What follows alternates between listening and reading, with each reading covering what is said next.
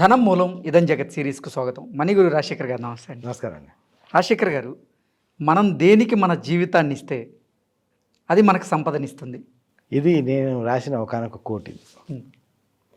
అంటే ఇక్కడ ఏమవుతుందంటే అండి, సంపదని పొందాలి, ఆర్థికంగా మంచి ఐశ్వర్యవంతులు అవ్వాలి, ఒక మంచి పొజిషన్లో అంటే మంచి కారు బంగ్లాలు, లైఫ్లో అన్ని రకాల సుఖాలు సౌఖ్యాలు అనుభవించాలి, పేరు ప్రఖ్యాతులు, ఒక గొప్ప స్థితికి వెళ్ళాలనేది ప్రతివాడి కోరిక,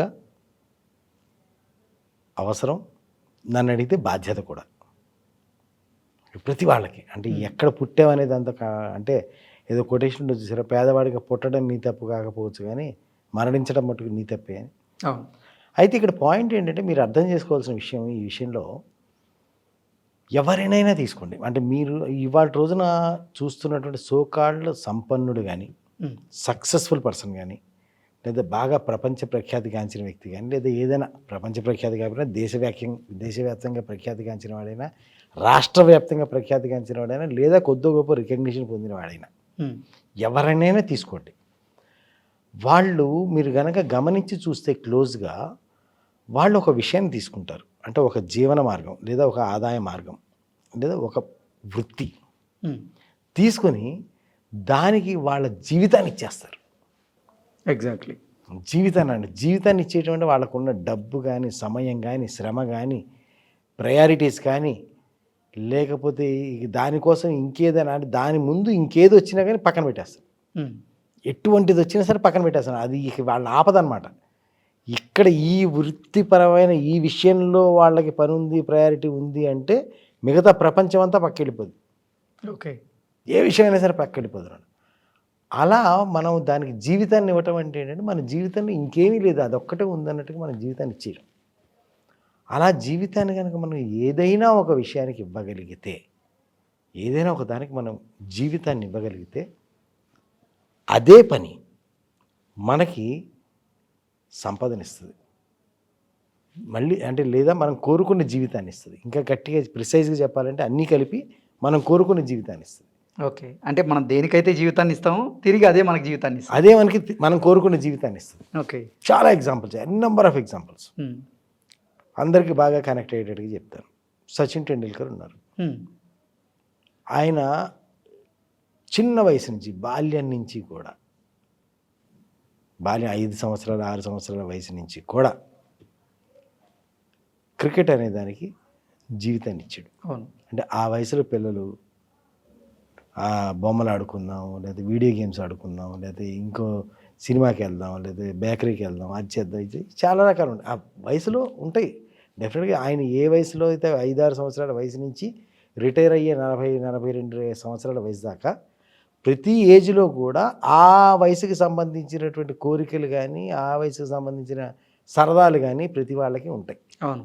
సచిన్ టెండూల్కర్ ఏమో దేవుడు కాదు, తను కూడా మనిషే, తనకి కూడా ఉంటాయి, రైటా? అవును. కానీ ఏం చేశాడు ఆ మనిషి?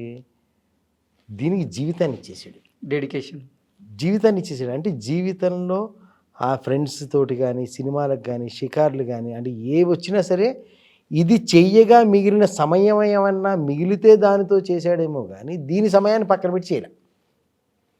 టు బి నోటెడ్ ఏంటంటే, క్రికెట్ అనే దానికి ప్రాక్టీస్కి కానీ, మ్యాచ్కి కానీ, దేనికైనా క్రికెట్ అనే టాపిక్ వచ్చింది, క్రికెట్ అనే అవకాశం ఉంది అంటే, క్రికెట్ అనే విషయం అక్కడ ఉందంటే ఆ విషయం పరిధిలో ఇంకో దాన్ని రానివ్వాల. ఇది అయ్యాక ఏమైనా చేశారేమో, ఇది అయిపోయిన తర్వాత, మ్యాచ్ అయిపోయిన తర్వాత ఇంటికి వెళ్తే అట్లా అప్పుడేమైనా సరదాలు వాడి ఏమైనా చేసి ఉండొచ్చు. కానీ ఆఖరికి ఎక్కడ దాకా, తండ్రి చనిపోయినా సరే వచ్చి కర్మకాండను ముగించి మళ్ళీ నెక్స్ట్ డే, యాక్చువల్గా మనకి ఇండియన్ భారతీయ సంస్కృతి ప్రకారం ఏం చేస్తారు, 11వ రోజు 13వ రోజు అప్పుడు దాకా వాళ్ళు ఇల్లు కదలరు, పెద్ద కర్మ అయ్యే వరకు కూడా అదేదో ఉంటుంది, కదలకుండా ఉంటారు ఇంట్లో. కానీ ఈ వ్యక్తి 2వ రోజునే మళ్ళీ గ్రౌండ్లో కనపడ్డాడు. గ్రౌండ్లో కనపడి చూడండి, అద్భుతమైన విషయం ఏంటంటే, తండ్రికి ఆ చనిపోయినందుకు నివాళి కూడా తన సెంచరీతో ఇచ్చాడు.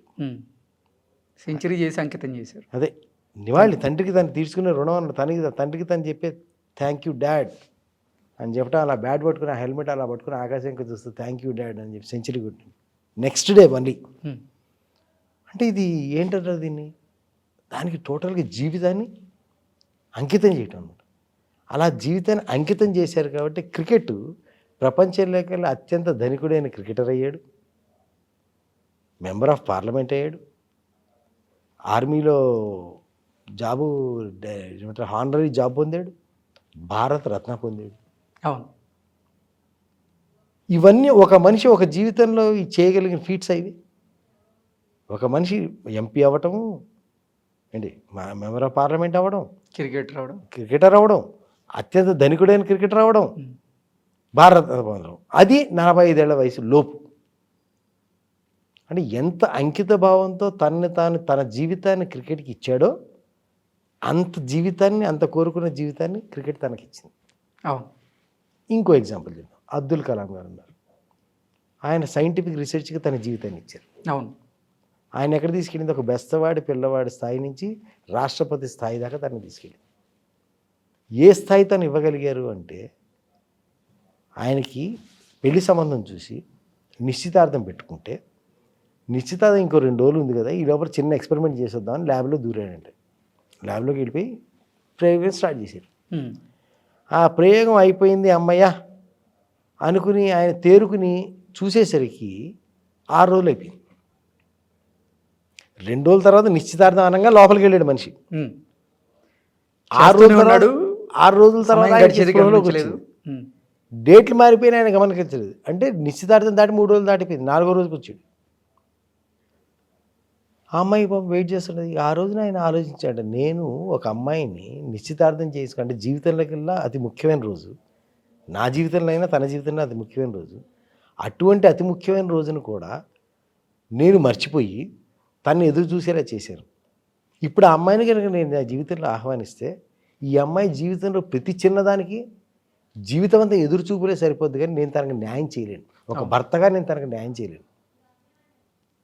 కాబట్టి ఈ అమ్మాయినే కాదు, ఏ అమ్మాయిని నేను నా జీవితంలో ఆహ్వానించానని చెప్పి అక్కడి నుంచి ఆయన బ్రహ్మచారిగా ఉండిపోయాడు. ఆయన బ్రహ్మచారిగా ఉండిపోయి జీవితాన్ని ఇచ్చాడు. ఆ సైంటిఫిక్ రీసెర్చే ఆయనకి జీవితాన్ని ఇచ్చింది. సో అలా మీరు ఏ రంగంలో సక్సెస్ఫుల్ అయిన వాళ్ళనన్నా తీసుకోండి. సినిమా రంగంలోకి వెళ్తే చిరంజీవి గారిని తీసుకోండి. ఇవాళ మెగాస్టార్ అనిపించుకున్నాడంటే ఆయన ఎన్ని త్యాగాలు, వాళ్ళ పిల్లల ఆటలు కానీ, పాటలు కానీ, పుట్టడం కానీ, పెరగటం కానీ, పేరెంట్ టీచర్ మీటింగ్ కానీ, అసలు ఎన్ని అంటే కొంతమంది అంటే ఆయన పీక్లో ఉంటే గనక పిల్లల్ని నిద్రపోయినప్పుడే కొన్ని సంవత్సరాలు చూసి ఉంటారు. పిల్లల్ని నిద్రపోతున్నప్పుడు అంటే ఆయన వెళ్ళేటానికి నిద్రపోతూ ఉండుంటారు, వచ్చేటానికి మళ్ళీ నిద్రపోతూ ఉండుంటారు. అంటే పిల్లల్ని నిద్రలో పక్క మీద పెరగడమే చూసి ఉంటాడు ఆయన. అలా తన జీవితాన్ని ఇచ్చుంటారు. అంటే ఇవ్వకపోతే ఇవాళ రోజున ఈ స్టేజ్లో ఉండటం అనేది సాధ్యమైన విషయం కాదు. సో అలా నేనేమంటానంటే, నువ్వు దేనికి జీవితాన్ని ఇస్తావో అది నీకు జీవితంలో నువ్వు కోరుకున్న స్థితిని, నువ్వు కోరుకున్న స్థాయిని ఇస్తుంది.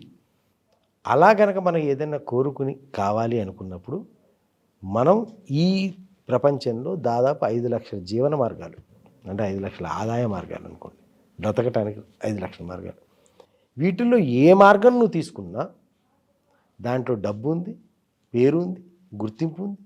కాకపోతే ఏంటంటే ఇవన్నీ కూడా పిరమిడ్ షేప్లో ఉంటాయి, ట్రయాంగిల్ షేప్లో ఉంటాయి అన్నమాట. ఈ ట్రయాంగిల్ షేప్లో అంటే కిందంతా గుంపు గోవిందా, గుంపు ఉంటారు అనమాట. అక్కడి నుంచి నెక్స్ట్ స్టెప్కి ఎదిగిన వాడు తగ్గుతారు, అక్కడి నుంచి నెక్స్ట్ స్టెప్కి ఎదిగిన వాడు తగ్గుతాడు. అంటే ఈ లక్షల్లోంచి వేలల్లోకి, వేలల్లోంచి వందల్లోకి, వందల్లోంచి పదుల్లోకి, పదుల్లోంచి ఒకటిలోకి వస్తాడు. ఆ ఒకట్ల స్థానం చేరిన వాడికి ఎవరికైనా సరే ప్రపంచవ్యాప్తంగా అంటే తను కోరుకున్న జీవితం ఏదైతే ఉందో ఆ జీవితాన్ని అది తనకి ప్రొవైడ్ చేస్తుంది. ఆ నెంబర్ 1 స్థాయికి వెళ్ళేదాకా కనుక నువ్వు నీ జీవితాన్ని ఇవ్వగలిగితే, అది నీ జీవితంలో కావాల్సిన సిరి సంపదలు కావచ్చు, సుఖ సౌఖ్యాలు కావచ్చు, రికగ్నిషన్ కావచ్చు, సక్సెస్ కావచ్చు, నువ్వు ఏది ఒక మనిషిగా నువ్వు జీవితం నుంచి ఏది ఆశిస్తావో అవన్నీ నీకు ఆ జీవితం తిరిగిస్తుంది. అప్పటిదాకా నువ్వు దానికి జీవితాన్ని ఇవ్వాలి. అందుకే ఆ కొటేషన్ ఏంటంటే, నువ్వు దేనికైతే జీవితాన్ని ఇస్తావో అది నీకు తిరిగి జీవితాన్ని ఇస్తుంది, అది నీకు తిరిగి కోరుకున్న జీవితాన్ని ఇస్తుంది. ఓకే రాజశేఖర్ గారు, ధన్యవాదాలు. Thank you.